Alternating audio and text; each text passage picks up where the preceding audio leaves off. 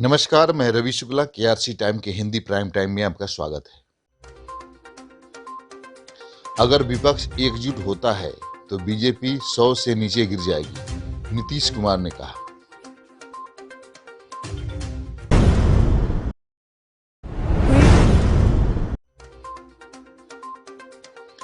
किसी भी राज्य को अब विशेष दर्जा नहीं दिया जाएगा, कहा वित्त मंत्री ने।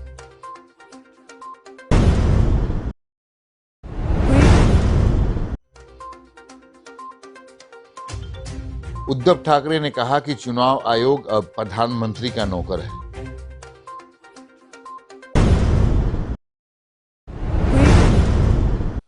अगर विपक्ष एकजुट हो जाए तो लोकसभा चुनाव में बीजेपी 100 से भी कम सीटों पर सिमट सकती है। यह बात बिहार के मुख्यमंत्री नीतीश कुमार ने आज भाकपा माले के पार्टी अधिवेशन में आमंत्रित अतिथियों को संबोधित करते हुए कही। उन्होंने कहा, कांग्रेस को देरी नहीं करनी चाहिए, एकता का प्रस्ताव पहले कांग्रेस की ओर से आने दीजिए, क्योंकि अब समय आ गया है कि विपक्ष एकजुट होकर संघर्ष करे। बिहार में विपक्ष कैसे एक हो गया है, पूरे देश में लड़ने का यही सबसे अच्छा तरीका है। जब वह ये शब्द बोल रहे थे तो उनके सामने कांग्रेस प्रतिनिधि सलमान खुर्शीद उपस्थित थे।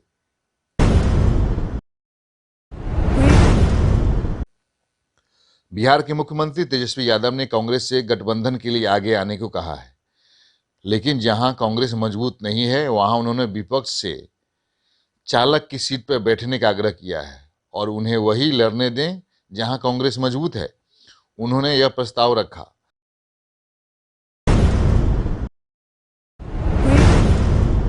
अब किसी भी राज्य को विशेष दर्जा नहीं दिया जाएगा, यह बात वित्त मंत्री निर्मला सीतारमण ने कही।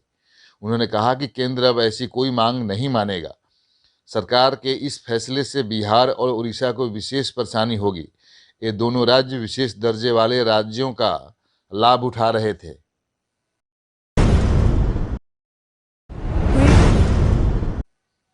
एकनाथ शिंदे गुट को शिवसेना का नाम और सिंबल दिए जाने पर उद्धव ठाकरे ने नाराजगी जताई।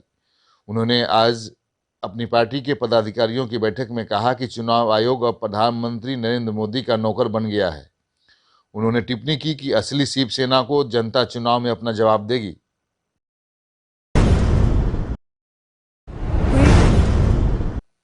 उनके गठबंधन सहयोगी शरद पवार ने उद्धव ठाकरे को चुनाव आयोग के चुनाव चिन्ह के फैसले को स्वीकार करने की सलाह दी है। उन्होंने कहा कि एक बार कांग्रेस से चुनाव चिन्ह छीन गए थे, बाद में नए हाथ के प्रतीकों को लेकर लोगों ने उसे अपनाया था।